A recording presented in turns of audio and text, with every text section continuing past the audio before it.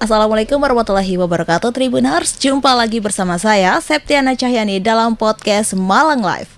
Kali ini kita akan membahas tentang kiat sukses menjadi hoteliers yang profesional bersama Kak Rosalia Wardani selaku Sales Marketing Manager Regent Park Malang. Halo Kak.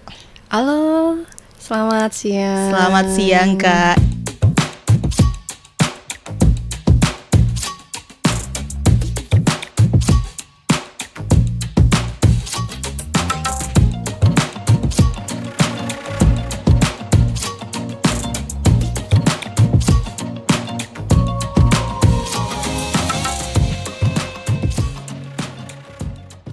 Ini panggilannya siapa? Kak Rosalia Wardani. Kak Rosa. Iya. Oke, selamat siang Kak Rosa. Selamat siang. Oke, mungkin Eka. bisa disapa dulu Tribuners yang ada di rumah. Hai Tribuners, selamat siang semuanya. Saya Rosalia Wardani, biasa dipanggil Rosa. Saat ini saya bekerja di Hotel Regent Park Malang sebagai Sales Marketing Manager. Oke, baik, terima kasih Kak Rosa atas waktu dan kesempatannya telah hadir di studio Tribun Jatim Network Malang ini ya Kak ya. Nah, ngomong-ngomong ya Kak ya, kalau misalkan kita bekerja di bidang perhotelan ini kan gak asing bagi masyarakat, di Betul. sekitar masyarakat gitu kan ya. Apalagi Gen Z itu pengen banget kerja di hotel. Nah, mungkin bisa bagi tips nih Kak kepada Tribuners yang ada di rumah untuk menjadi seorang hotelier yang profesional itu kira-kira seperti apa? Oke, terima kasih. Jadi gini, kalau untuk adik-adik Gen Z, karena saya udah tua sekarang. Sekarang eranya Gen Z gitu ya. Iya, betul. Dialihkan ke Gen Z sekarang. Memang banyak sih teman-teman, mungkin dari adik-adik kita yang minat di perhotelan, apalagi saat ini dunia perhotelan itu udah mulai merambah ya, udah mulai luas juga. Oh, luas juga. Iya, Berarti udah mulai berkembang lah istilahnya. Oke, berkembang dalam hal apa kira-kira? Kalau mungkin pada zaman dahulu itu kita di Malang ini hanya ada Hotel Tugu, Hotel Regent, Kartika Graha. Saat ini udah banyak sekali hotel chain yang datang, yang sudah ada Yang di Malang. baru-baru gitu ya, Iya, Kak ya. mulai dari Grand Mercure, Ibis itu juga hotel chain internasional. Kemudian Golden Tulip, Wish Prime, itu banyak sekali. Jadi kesempatan dan peluang bagi adik-adik semua itu udah mulai banyak juga. Dan mungkin yang perlu disiapkan untuk adik-adik Gen Z ya, itu mulai dari keterampilan, jadi mulai dari skill ya. Mungkin sekarang kan sudah mulai ada SMK juga kan, SMK perhotelan ya, juga yang bisa. dikhususkan ke hotel Iya, itu. betul. Mungkin bisa kalau perkuliahan udah bisa ambil perhotelan atau pariwisata, itu juga masih linier lah dengan profesi kita. Kemudian lepas dari skill itu tadi, juga dari pengalaman sih. Rata-rata kalau misalnya mau bekerja di hotel tuh memang harus ada pengalaman gitu. Pengalaman berapa tahun kira-kira? Minimal kalau misalnya kita masuk di SMK ataupun perkuliahan kan pasti ada magang Oh, tuh. magang berarti. Iya. Berarti magang itu bisa menjadi pengalaman untuk terjun ke dunia hotel itu ya Kak, Iya, perhotelan itu ya Kak ya. Iya. Jadi selain skill kita harus ada pengalaman. Ya dari magang itu tadi. Kalau misalnya dari Gen Z kan pasti fresh graduate gitu. Aduh, pengalaman saya nggak ada. Tapi kalau misalnya mereka sudah masuk di dalam SMK perhotelan atau mungkin ambil perkuliahannya perhotelan, pasti udah ada magangnya di situ. Oke. Nah, tadi Kak Rosa mengatakan kalau misalkan untuk terjun ke dunia perhotelan ini harus ada skill atau keahlian yang diampu gitu ya Kak ya. Kira-kira keahlian apa sih Kak yang harus dimiliki oleh Gen Z untuk bisa bekerja di dunia perhotelan ini kira-kira? Sebetulnya kalau di perhotelan itu kan ada banyak divisinya. Jadi mulai dari front office, ya, kemudian ada housekeeping, kemudian ada food and beverage, dan kalau saya sendiri kan di bidang sales and marketing, ada accounting juga. Accounting juga. Jadi banyak bidang sebetulnya, tergantung dari passionnya mereka dan minat gitu seperti apa. Kemudian kalau misalnya dari operasional sendiri kan terdiri dari front office, food and beverage, sama housekeeping. Itu kita di dalam dunia pelayanan sih sebetulnya. Jadi kalau di perhotelan sendiri itu kita mengutamakan pelayanan karena perhotelan itu kan di bidang jasa ya. Iya, Kak, iya, ya. iya. Jadi kita mengutamakan pelayanan kepada tamu. Pelayanan gitu, kepada tamu. untuk kepuasan tamu. Untuk kepuasan tamu. Nah, kalau misalkan untuk bersikap ramah kepada tamu itu diperlukan gak sih, Kak? Oh pasti. Pasti ya, Kak. Tentu, iya. Karena itu kita jualan utamanya adalah jasa. Jasa ya, Kak. Iya. Ya? Sebetulnya kalaupun memang ada produk food and beverage, kamar, kemudian fasilitas yang lain-lainnya itu kan nilai plusnya kita. Tapi tamu akan kembali kepada kita lagi itu kalau misalnya kita bisa ramah, kita mempunyai attachment khusus dengan tamu tersebut. Begitu. Misalnya kita udah kenal langsung nih, si Bapak Eko ternyata suka es degan ya. Oh, tiap kali Bapak Eko check in kita belikan es degan nih kita taruh di kamarnya. Mungkin seperti itu juga termasuk pelayanan prima yang bisa kita berikan. Iya. Berarti harus tahu kesukaan dari konsumen itu sendiri ya, Kak. Tamu hotel itu sendiri ya, Kak ya. Nah, kalau misalkan untuk menjadi front office gitu, Kak, apa sih yang harus kita lakukan gitu? Itu kalau front office itu harus cewek atau cowok, Kak? Cewek cowok. Iya. Jadi semua gender bisa jadi front office. Jadi kalau misalnya untuk front office sendiri kan memang di kantor depan ya. Jadi menangani untuk check in, check out, dan pasti tempat pertama yang dituju oleh tamu pada saat mereka ada komplain, membutuhkan bantuan, misalnya mereka minta di orderin Grab atau mungkin minta diantar ke rumah sakit, itu pasti yang dituju dahulu adalah front office.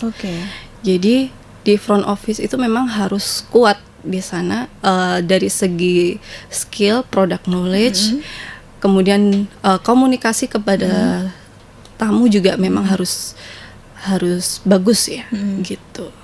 Kalau good looking itu masuk penilaian gak sih, Kak? Wajib good looking kah gak sih kalau misalkan untuk menjadi front office itu sendiri? Agak susah nih kalau dibilang good looking. Karena kalau good looking itu sendiri kan bukan harus cantik, enggak harus yang cantik putih mulus gitu, enggak sih. Putih kurus tinggi langsing. Iya, sebenarnya kalau dari good looking di perhotelan itu minimal kita rapi kemudian wangi gitu. Fresh, mukanya ya, Kak ya. Mukanya harus fresh, bukan yang cemberut karena belum bayar pay later, itu jangan. Jangan ya, Kak ya.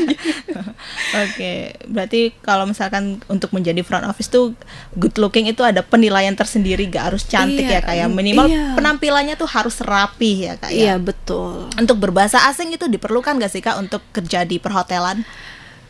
Diperlukan, namun kalau untuk bahasa asing sendiri tuh minimal kita harus tahu. Jadi kalau misalnya kita sudah mahir dalam berbahasa asing, itu akan menjadi nilai plus tersendiri. Nilai plus. Karena kalau di Malang sendiri itu hampir tiap hari kita ada bule. Iya, ada bule, ada tamu dari overseas itu setiap mancanegara hari. Ya, Kak ya. Iya, bukan hanya bule, bahkan dari Chinese aja sekarang udah hampir tiap hari kita lihat lalu lalang di region gitu. Iya. Berarti kalau di region sendiri tuh tamunya dari mana aja? Untuk rata-rata masih domestik. Oh, masih domestik ya, Kak ya. Masih domestik. Cuma tiap hari pasti ada tamu asing. Tiap hari pastinya. Pasti. Ada tamu asing. Nah, ini keahlian komunikasi apa ya namanya, kayak berbahasa asing itu memang diperlukan ya, Kak ya, untuk kerja di dunia perhotelan minimal ini. Basicnya ya, Kak ya. Oke. Dan kalau misalkan ini kan tadi banyak bagian ya, Kak ya, ada front office, terus accounting, terus housekeeping dan lain-lain, itu termasuk ke dalam hotelier gak sih, Kak, kira-kira? Iya, masih selama mereka bekerja dan berprofesi sebagai pegawai hotel masih dikatakan sebagai hotelier. Oke, itu ada kategorinya gak sih, Kak? Bekerja berapa lama minimal seperti itu untuk menjadi hoteliernya profesional? Kalau misalnya dikatakan sebagai profesional sih jam terbang sih ya, Kak ya. Kalau misalnya memang mereka sudah, misalnya kalau saya sendiri udah 12 tahun seperti itu. Kalau misalnya hanya setahun, ternyata besoknya mereka resign kemudian pindah ke media atau ke corporate lain, ya mungkin bukan dikatakan sebagai hotelier. Hotelier itu lebih ke jiwanya sih, Oh, Kak. jiwanya. Iya, iya, iya. Jadi jiwa untuk melayani tamu, jiwa memang karena kita passionnya di minat dan bakat kita di sini gitu. Jadi ya kayaknya kalau nggak kerja di hotel nggak bisa deh. Kayaknya seperti itu. Iya, iya, Seperti itu sih kalau dimaksud hotelier itu memang sebagai profesinya. Sebagai profesinya. Kalau dikatakan waktunya untuk berapa lama, saya tidak bisa menjawab berapa lama harus bisa dikatakan sebagai hotelier. Tergantung mereka juga skillnya. Misalnya mereka udah memang kemampuannya juga udah expert di bidang hotel, ternyata ternyata punya banyak bisnis hotel dan memang baru terjun aja, mungkin itu juga bisa sih, Kak. Nah, kalau hoteliers ini adalah orang yang punya hotel atau orang yang bekerja di dunia hotel, Kak? Lebih ke orang yang bekerja di dunia hotel sih, orang Kak. yang bekerja di dunia hotel ya, Kak, ya, meskipun bagian-bagiannya divisi-divisinya itu termasuk hoteliers berarti. Iya, betul. Oke, dan kalau misalkan untuk menjadi seorang hoteliers ini ya, Kak, ya, ada sertifikat penunjang nggak sih, Kak, untuk menunjang karirnya ke depan kira-kira? Ada. Jadi kebetulan kalau di hotel sendiri itu kita kan ada komunitasnya ya, mungkin ada PHRI, PHRI. Seperti itu. Biasanya setiap tahun itu selalu ada, pasti akan diumumkan ada seleksi untuk sertifikasi. Oh, sertifikasi yang seperti apa? Jadi misalnya dari front office itu nanti akan ada seperti ujian lah. Oh, ujian untuk naik jabatan kah atau bukan? Jadi untuk sertifikasi bahwa mereka tuh qualified di bidang front office. Seperti itu. Iya. Itu membutuhkan untuk pengalamannya membutuhkan waktu berapa lama? Kalau untuk seperti itu sih kita nggak ada waktu khusus sih, Kak. Waktu khusus. Gitu. Jadi memang ya kalau misalnya memang pas lagi ada ujian sertifikasi itu ya kita dari hotel pun akan mengirimkan sih beberapa orang yang memang yang kita rasa memang qualified, kita kirimkan untuk mengikuti ujian sertifikasi itu. Oh, berarti ada apa ya? Diseleksi juga ya, Kak? Iya. Nggak langsung semuanya ikut, tapi ada seleksinya tersendiri. Berarti seleksi tiap hotel berarti. Itu lebih ke haknya dari manajemen hotel sih. Oh, haknya manajemen hotel itu sendiri ya, Kak, ya. Kadang kalau misalnya mau mandiri pun juga bisa. Tapi bayar, betul. Bayar. Karena yang gratis itu memang biasanya kembali lagi ke hotel. Karena di hotel sendiri itu kan setiap tahunnya itu ada penilaian juga, penilaian hotel bintang. Jadi untuk menjaga nilai bintangnya itu tadi, itu juga ada poin-poin khusus, termasuk poin-poin khususnya ya, Kak, iya, ya? termasuk karyawan yang sudah bersertifikasi. Oh, tapi gitu. Tapi kalau orang yang kerja di hotel gitu ya, kayak harus punya sertifikasi gak sih? Nggak harus. Oh, nggak harus. Iya, cuma kalau misalnya memang mereka punya, mereka ada, itu akan menjadi nilai plus. Nilai plus ya, Kak, ya. Betul. Oke, kalau Regent Park sendiri nih hotel bintang berapa? Kita bintang 3+. Oh, bintang 3 plus ya, Kak? Betul. Apa bedanya bintang 3 sama bintang 3 plus? Kalau di Regent sendiri tuh fasilitasnya itu lebih dari bintang 3. Jadi seperti kita ada restoran tematik. Kita punya 3 restoran tematik. Yang Iya. seperti apa kira-kira? Ini menarik banget nih, restoran tematik. Jadi kita punya 3 restoran tematik. Jadi ada Chinese restoran, ada Japanese restoran, kemudian sama coffee shop itu Coffee shop juga ada. Indonesia. Berarti ada Cina, Jepang sama Indonesia. Betul. Oke, mengapa mengambil ketiga tema itu, Kak? Yang pertama memang owner kita itu dari Cina sih. Oh, ownernya dari Cina. Iya. Iya. Terus? Iya. Terus kalau untuk Indonesia kan pasti semua orang kan lidahnya kan udah kalau nggak makanan Indonesia kayaknya nggak bisa deh gitu. Terus kalau untuk Jepang memang udah lama sih kita dulu pernah punya franchise dari Susihana ya kalau dulu. Jadi sampai saat ini pun namanya sudah hilang, tapi restorannya masih ada gitu. Oh, restorannya masih ada, iya. Oke, seperti itu ya Kak ya. Menarik banget ini Tribuners bagi Tribuners yang ingin mencoba ya Kak ya, mencicipi makanan-makanan khas Cina, Jepang, Indonesia itu langsung ke Regents Park aja ya Kak. Betul.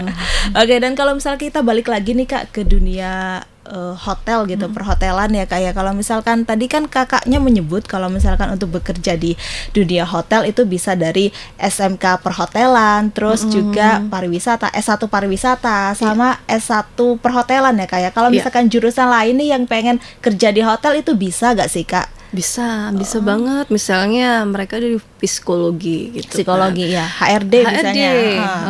Accounting juga bisa. Akuntansi kan. Kalau hukum itu juga bisa ke HRD ya Kak ya. HRD terus kayak legal kayak gitu ya Kak ya. Berarti semua jurusan bisa masuk ke dunia perhotelan kecuali kesehatan ya Kak ya. Iya ya Kak ya. Iya betul. Oke, dan kalau misalkan terus juga kalau misalkan tadi kan ada sertifikat penunjang keahliannya ya Kak ya untuk menjadi nilai plus untuk bekerja sebagai dunia perhotelan ini ya Kak. Nah, kalau misalkan di dunia perhotelan sendiri ya Kak ya, bagi Gen Z ini apakah pekerjaannya menjanjikan untuk masa depan gitu Kak? Kira-kira seperti apa? Gen Z lagi ya. Gen Z lagi. Soalnya sekarang udah masuki eranya Gen Z kan Kak ya. Sebenarnya dibilang menjanjikan, cukup menjanjikan. Karena yang saya sebutkan tadi itu, yang sudah saya bicarakan tadi itu kan juga udah mulai meluaskan untuk dunia perhotelan sendiri itu sudah mulai berkembang jauh. Hotel internasional chain juga udah mulai banyak gitu. Jadinya ya memang untuk dari segi jenjang karir pun juga cukup bagus. Kalau misalnya dari adik-adik Gen Z sendiri itu mereka punya minat, passion dan memang berdedikasi untuk menjadi seorang hotelier, saya yakin mereka akan punya jenjang karir yang bagus. Oh ya, seperti apa Kak jenjang karirnya? Ada tahapan-tahapannya untuk ya pastinya karirnya? Mereka mau memulai dari nol dulu lah, istilahnya belajar dulu lah gitu. Mungkin pada saat apply menjadi front office, terus kemudian mereka belajar. Memang harus untuk adik-adik memang harus terbuka, harus bisa beradaptasi juga kepada lingkungan yang baru, culture-nya juga harus mulai menyesuaikan. Karena kalau di perhotelan sendiri itu kita ada beberapa culture ya, kalau misalnya memang udah memasuki dunia perhotelan tuh kita harus siap. Kadang kan pada saat hotel digempur dengan hunian yang sangat tinggi, okupansi yang tinggi, bahkan 100% okupansi, otomatis hotel akan rame dan kita juga harus cepet gitu kerjanya. Harus cepet. Iya, dan kita dari segi mental pun juga kita harus siap. Harus siap menghadapi gempuran pada saat okupansi 100% begitu. Nah, tadi untuk menghadapi okupansi yang tinggi ya Kak ya, itu Gen Z harus bisa bekerja dengan cepat. Nah, caranya seperti apa Kak kira-kira Kak untuk membentuk mental yang tangguh bagi Gen Z itu Kak? Untuk bekerja di perhotelan kira-kira seperti apa caranya? Iya, yang pertama sih memang harus lebih terbuka ya dari adik-adik ya. Mereka harus wawasannya tuh harus lebih ke 5 tahun ke depan. Misalnya apakah mungkin saat ini bagi adik-adik yang masih di tingkat front office atau front desk agent itu untuk 5 tahun ke depan, apakah adik-adik masih tetap ingin untuk menjadi seorang frontliner atau front desk agent? Itu bedanya apa frontliner sama? Sebenarnya untuk ungkapannya sama sih. Sama, ya, frontliner yang di bidang front office. Apakah nanti 5 tahun atau 6 tahun lagi nggak pengen tuh jadi GM gitu kan? Apakah mau jadi staff terus tuh gitu kan? Jadi memang harus ada tekad lah, harus ada tekad, harus ada passion di situ gitu. Jadi memang keinginan itu harus ada, ambisi itu memang harus ada, ambisi yang bagus ya, ambisi yang positif, yang gitu. positif, gitu. Gitu ya kayak berarti harus memiliki tekad yang bulat untuk membangun jenjang karirnya masing-masing ya kayak bagi Gen Z itu sendiri. Nah kalau misalkan budaya bekerja di perhotelan tuh kira-kira seperti apa sih Kak, biar Gen Z itu gak kaget gitu ketika masuk dunia bekerja di perhotelan itu sendiri? Iya, misalnya kalau misalnya pas rame seperti yang saya katakan tadi, harus siap. Misalnya overtime kita. Jadi karena kita ini kan dalam satu perusahaan, kita satu tim, jadi kadang ada timnya berarti ya kayak kalau dunia perhotelan itu iya, kerjanya. Betul. Jadi kalau misalnya tim kita lagi kesusahan, kita harus bantu gitu ya. Iya. Jadi harus bisa bekerja dalam shift juga. Shift juga ya Kak. Itu maupun frontliner juga ada shift-shiftan. Ada. Itu yang kalau shift-shiftan kerjanya tuh divisi apa aja sih Kak? Ada front office, ada food and beverage, housekeeping itu juga shift. Housekeeping itu juga shift-shiftan ya Kak ya. Iya. Lalu kalau misalnya kita lagi libur dan hotel sedang rame, itu juga kita harus siap dipanggil. Oh dipanggil ya Kak ya? Atau mungkin kita juga voluntary lah, sukarela. Iya, kita benar. Harus bantu teman-teman yang ada di hotel juga. Misalnya ada check outan banyak, ya kita oke lah, besok saya masuk gitu. Itu yang memang harus mulai dibiasakan sih sebagai seorang hotelier. Bukan suatu kewajiban, cuma dari segi budaya hotelier juga sih itu menurut saya sudah etika sih. Etika yang baik ya Kak ya. Berarti kalau misalkan kerja di hotel ini Sabtu Minggu masuk ya Kak ya? Kalau di back office libur, cuma ada beberapa yang in charge juga gitu. Seperti itu ya Kak ya. Ada yang masuk, ada yang libur juga. Oke. Terus kalau mungkin ada pesan yang ingin disampaikan Kak Rosa kepada Tribuners yang ada di rumah Kak tentang Gen Z yang ingin bekerja di dunia perhotelan itu kira-kira seperti apa? Kalau pesan saya itu untuk adik-adik Gen Z yang memang mempunyai minat untuk bekerja di dunia perhotelan, saran saya lebih banyak belajar. Kemauan untuk belajarnya harus diperluas. Kemudian harus bisa beradaptasi. Karena di lingkungan kerja manapun itu pasti akan menemui hal-hal yang kurang lebihnya sama gitu. Ya seperti yang saya katakan tadi, memang harus siap dengan kondisi yang hektik misalnya gitu. Budaya yang memang yang tadinya kita lagi slow terus ternyata dipanggil untuk ke kantor, ya kita harus siap. Iya, harus siap seperti itu. Karena ya kalau misalnya kalian bisa willing to learn gitu, mau belajar, punya tekad, kemudian punya kemauan dan passionnya memang di bidang hotel, saya rasa untuk jalur karirnya itu akan bagus juga gitu. Dan itu akan saya pastikan kalian akan bisa jadi orang yang hebat. Oke. Gitu. Kalau di hotel ada target tersendiri gak sih Kak? Target tamu yang harus dicapai gitu. Kalau saya di bidang sales and marketing, kita ada. Iya. Jadi setiap bulan itu kita harus mencapai berapa okupansinya, berapa revenue-nya ya, itu ada. Saya rasa di setiap pekerjaan pasti ada targetnya, iya, target. Termasuk di front office pun juga ada target. Oh, ada targetnya juga, berapa tamu yang menginap gitu ya Kak ya? Ada. Jadi mereka harus menjual berapa kamar setiap hari itu. Ada. Food and beverage pun juga sama. Ada. Iya. Jadi misalnya kita ada promotion untuk hari kemerdekaan, misalnya kita jual nasi bambu runcing gitu. Minimal satu hari kita harus laku berapa menu gitu, berapa portion gitu. Seperti itu harus ada. Nah, ini untuk memperingati Agustusan ya, kayak 17 Agustus yang sebentar lagi kita rayakan gitu. Ada promo menarik gak sih dari Regent Park sendiri? Iya. Kalau dari Regent kita ada promo itu nasi bambu runcing.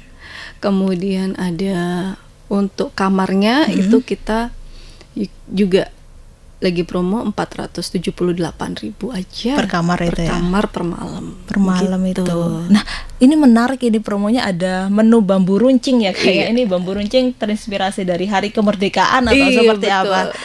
Kita terinspirasi dari kemerdekaan sih. Kemudian untuk menunya sendiri itu seperti nasi campur sih. Nasi Gitu. campur ya Iya. Kak ya. Indonesia. Nasi lebih khas Indonesia. Betul. Oke.